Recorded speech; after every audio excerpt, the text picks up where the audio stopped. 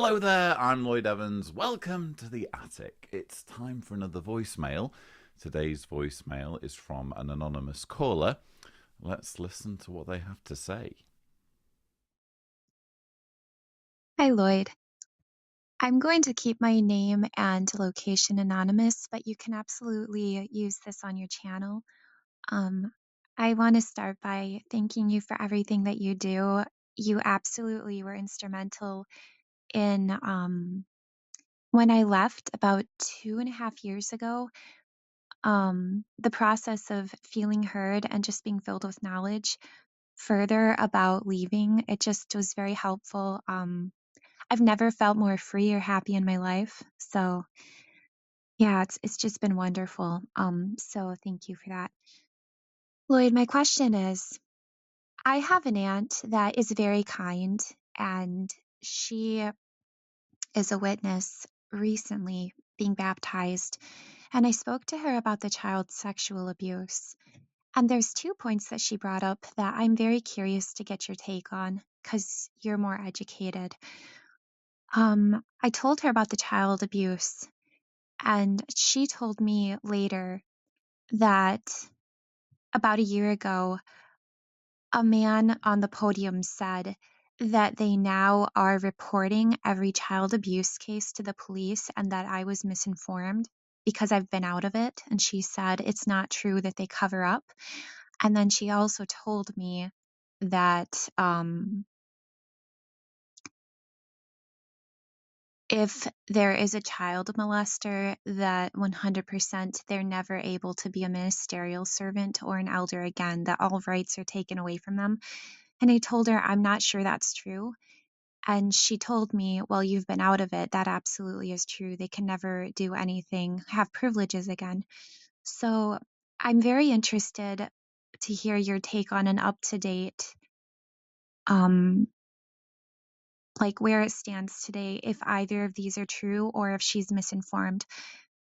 Because from my point of view, she is very limited on what she can know. She's not allowed to look outside of the organization, whereas we have the freedom to look into anything we want, the freedom of being able to think for ourselves. So if you could give an up to date on this, I would greatly appreciate it, as I want to be informed and I also want to help her. I believe that she is somebody that could wake up.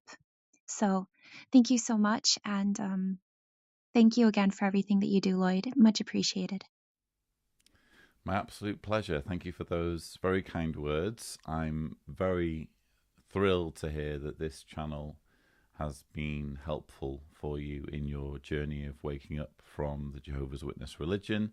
I think this is a really interesting voicemail because it echoes comments that I have been getting over the years from perhaps Jehovah's Witness apologists, for want of a better way of describing them, who'll say things like, oh, well, things have improved. You know, we've had new light, or that may be the way things were done in the past, but things are done differently now. Now, straight away, I think you have a problem there. Because if this is Jehovah's organization, if it was chosen by God in 1919, how can you have any period in its history where things were done badly? That would be, I guess, my first issue with the position that your aunt is giving you. And just to stress, you know, it's not your job or my job or anyone's job to deprogram your aunt or to wake her up from her indoctrination. That's a journey she needs to go on. But that said, if she's going to come at you with a position, you know, the one that you've spelled out, I think you're perfectly in your rights to say, well, here's sort of the logical answer to what you're saying. And first of all, if your argument is, well, your understanding isn't up to date with my understanding or with the understanding, things have improved. How should things need to improve if it's God's organization? Aren't you suggesting, just by saying that, that there was a period in the organization's history, perhaps going right up until recent decades, where things were done badly, and then things improved. And during that period when things were done badly, what about all of the children who suffered? And I'm choosing my words carefully. Suffered is putting it mildly. What about all the children who suffered during that period before everything suddenly improved? So I think that's one very obvious line of discussion that you might want to explore with your aunt if this comes up again. But as regards everything else that she's saying about the policies changing, she's frankly wrong. And I find it interesting that she says that about a year ago, I know you're paraphrasing, this may not be exactly how it was said. About a year ago, a man on the podium said, well, again, we're talking about an international organization, an organization that is present in hundreds of lands, and it needs to have policies that are the same everywhere that make sure that children are protected. It's not enough to say, a man on a podium said this. Where is the documentation? What documentation are we talking about? And I found it interesting towards the end of your message, you said, we're able to look outside. We're able to see what's published outside of the literature. Actually, I would disagree with you there. I think we need to look inside. We need to look at what the organization's own literature is saying, because it's very, very interesting. I actually made a video some time ago, everything wrong about the child abuse study article. If this conversation comes up again, I would press your aunt on this point. I would say, can we agree? Can we agree on a text, on an article, on something in print where the organization has committed to what its policy is? I feel that the 2019, I think it was, let me check. Yeah, the May 2019 Love and Justice in the Face of Wickedness can or should be considered the organization's position on child abuse. And in this video that I just mentioned, I spend over an hour going through paragraph by paragraph the problems in that article. The way it uses language so cleverly to mask its true intent, which is to cover up abuse. I'm just going to give you a couple of examples. I'm not going to go into this in any exhaustive way, but look at paragraph 16, again, the 2019 Watchtower May, page 11. When they learn that someone in the congregation is accused of child abuse, elders endeavour to comply with any secular laws about reporting the matter, and then they conduct a scriptural investigation. My point at the time that this article came out was, why do you need to put the word endeavour? Either you comply with the law or you don't. Endeavour or try should be a superfluous word in the context of letting the police know that a crime has been committed.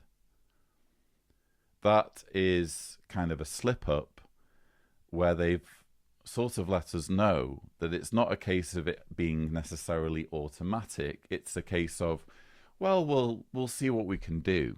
And the wiggle room they have is that some states and some countries don't require child abuse to be reported to the authorities.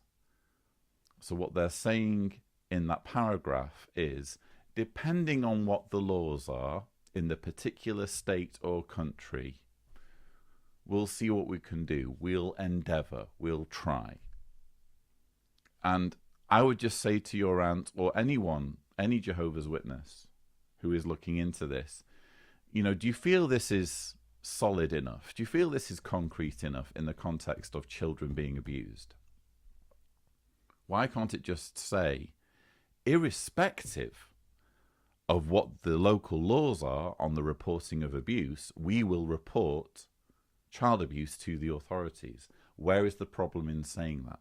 That's definitely not what it says. So that's on the first point that you mentioned about there being quote-unquote progress. And then further down, it talks about the issue you raised about the likelihood of people becoming elders or ministerial servants who have abused children. Later on in paragraph 18, it says, if he, this is the perpetrator, is repentant, he may remain in the congregation. However, the elders will inform him that he may never qualify to receive any congregation privileges or to serve in any position of responsibility in the congregation. So I hope you're noticing the insertion of the word may. It's a word that means that in some cases, perhaps in only a very small number of cases, but nonetheless in some, someone might end up becoming an elder or servant after they've abused a child. It's not impossible. We're not completely writing it off. And again, what's wrong with writing it off? What's wrong with saying, under no circumstances will someone who has been found to have abused a child ever be allowed to serve as an elder or ministerial servant? That is not what it says in the paragraph. So I've just given you two examples of where the Love and Justice in the Face of Wickedness, May 2019 Watchtower, falls short. And when I say falls short, we're talking about the safety of children. So for every week, for every day, for every hour, for every minute, for every second that this is the policy, there are children suffering as we speak, due to the cover-up of abuse, due to perpetrators of abuse being able to hide behind the loopholes, the plethora of loopholes in the language that the organisation puts out on this issue. You don't need to look outside of the organisation to find where the problems are. You can look right in the organisation's own literature. So I hope that's somewhat useful. Again, check out the longer video, Everything Wrong About the Child Abuse Study article. If your aunt has a different policy or a different letter or document that she'd like you to look at, then let me know and I'll look at it and I'll give you my thoughts. But as far as I know, that's the most recent direction that was given to Jehovah's Witnesses on this issue, and I hope my input has been helpful. But that's all we have time for. Don't forget that if you would like to leave a voicemail, the thing to do is go to speakpipe.com/Steeders, remembering to indicate clearly if you don't want me to mention your name on the channel. But for now, thank you for watching.